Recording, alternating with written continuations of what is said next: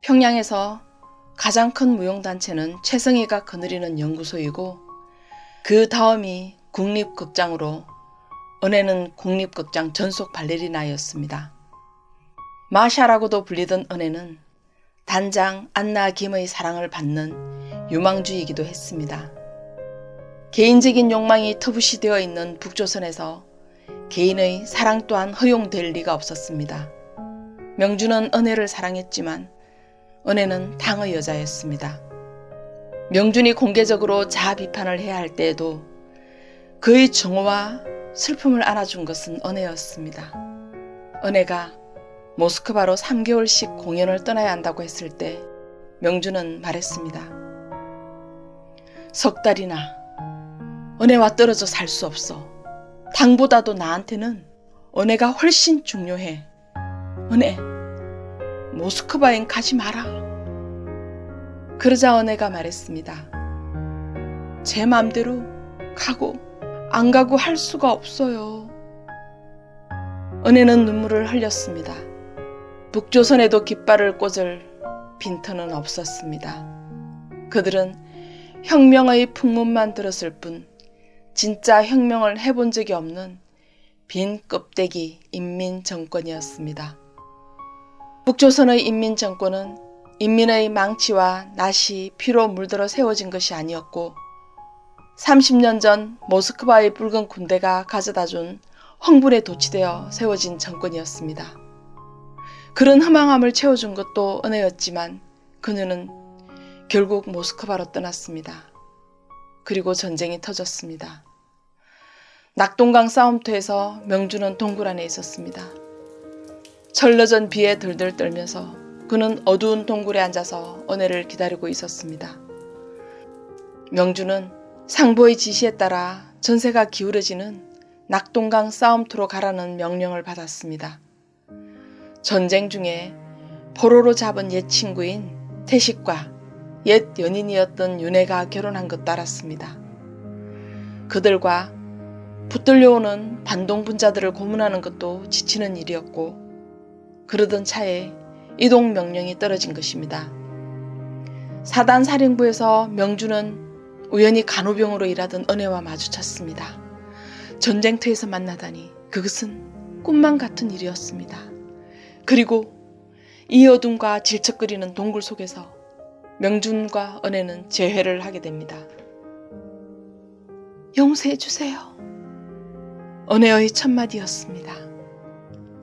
사랑해. 모스크바에서는 아무 재미도 없었어요. 잘못했어요.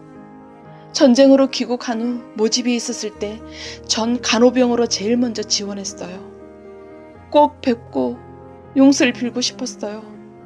이젠 죽어도 좋아요. 잘못했어요. 제가 미우시더라도 용서해 주세요. 사랑해. 포탄이 터지고 매일 사람들이 죽어나갔지만 그들은 동굴 속에서 거의 매일 만났습니다. 명주는 생각했습니다. 이 여자를 죽도록 사랑하는 수컷이면 그만이다. 이 햇빛, 저 여름풀, 뜨거운 땅, 네 개의 다리와 네 개의 팔이 굳세게 꼬여진 원시의 작은 광장에 여름 한낮의 햇빛이 숨가쁘게 헐떡이고 있었다. 바람은 없다. 명주는 사령부에서 떠도는 소문을 들었다. 총 공격이 가깝게 있으리라는 것이었다. 그 말을 알렸을 때 은혜는 방긋 웃었다. 죽기 전에 부지런히 만나요. 네? 그날 밤 명주는 2시간 가까이 기다렸으나 끝내 그녀는 나타나지 않았다. 낙동강에 물이 아니라 피가 흘렀다는 싸움이 있었던 날부터 은혜는 부지런히 만나자던 다짐을 아주 어기고 말았다. 전사한 것이다. 싸움이 멎었다는 소식이 들렸을 때 명주는 깊은 구릉에 빠졌습니다. 북으로 돌아갈 생각은 아예 없었습니다. 아버지는 아버지대로 살 테지. 효도 같은 걸 하기엔 현실이 너무 버거웠습니다. 은혜도 없어졌습니다. 어디다 뿌리를 박을 것인가? 이제는 그 사회에 대한 믿음도 없어졌습니다. 그렇다고 남한을 택할 것인가? 명준의 눈에는 남한이란 키에르케고르 선생식으로 말하면 실존하지 않는 사람들의 광장 아닌 광장이었습니다. 남한에는 타락할 수 있는 자유와 게으를 수 있는 자유가 있었습니다. 그러나 그 자유란 또한 이율배반적으로도 부르주아를 위한 방탕한 권리였습니다. 동무는 어느 쪽으로 가겠어? 중립국. 동무, 중립국도 마찬가지로 자본주의요. 굶주림과 범죄가 우글대는 낯선 곳에 가서 어쩌라는 거요? 중립국. 북측 인사는 포기하지 않고 명준을 설득하려 애썼습니다. 그러나 명준의 대답은 하나뿐이었습니다. 자넨 어디 출신인가? 서울이군. 중립국이라지만 막연한 얘기요. 제 나라보다 나은 데가 어디 있겠어요? 밖에 나가봐야 조국이 소중한 걸 안다고 하잖아요. 대한민국엔 자유가 있습니다. 인간은 무엇보다도 자유가 소중한 것입니다. 인간은 중립국. 이번에는 남한 측 인사의 회유가 시작되었습니다. 그러나 명준의 대답은 한결같았습니다. 중립국. 중립국. 아무도 나를 아는 사람이 없는 땅. 하루 종일 거리를 싸다닌다 해도 어깨 한번 치는 사람이 없는 거리. 내가 어떤 사람이었는지도 모를 뿐더러 알려고도 하지 않는 곳. 그곳이 명준이 원하는 중립국이었습니다. 가판 위에서 명준은 누군가가 자신을 쳐다보는 것 같은 환각을 느껴 돌아보니 갈매기였습니다. 어른 갈매기 하나와 아기 갈매기 하나가 명준의 시선 가득 들어왔습니다. 은혜가 동굴 속에서 했던 말이 떠올랐습니다. 저 깊은 우물 속에 내려가서 부르는 사람의 목소리처럼 누구의 목소리 같지도 않은 깊은 울림이 있는 목소리로 그녀가 불렀다. 응? 명준은 그 목소리의 깊이에 몸이 굳어졌다. 뭔데? 응? 그녀는 돌아 누우면서 남자의 목을 끌어당겨 그 목소리처럼 깊숙이 입을 맞췄다. 그러고는 남자의 귀에 대고 그 말을 속삭였다. 정말? 아마. 명준은 일어나 여자의 배를 내려다봤다. 깊이 패인 배꼽 가득 땀이 괴어 있었다. 입술을 가져간다. 짭짤한 바닷물 맛이다. 나 딸을 낳아요. 밤중 선장은 문을 두드리는 소리에 잠자리에서 몸을 일으켰다. 얼른 손목에 찬 야광 시계를 보았다. 마카오에 닿자면 아직 일렀다. 무슨 일이야? 석방자 한 사람이 행방불명이 됐습니다. 응? 지금 같은 방에 있는 사람이 신고해 와서 인원을 파악해봤습니다. 배 안에는 보이지 않습니다. 선장은 계단을 내려가면서 물었다. 누구야? 없다는 게? 미스트 리입니다.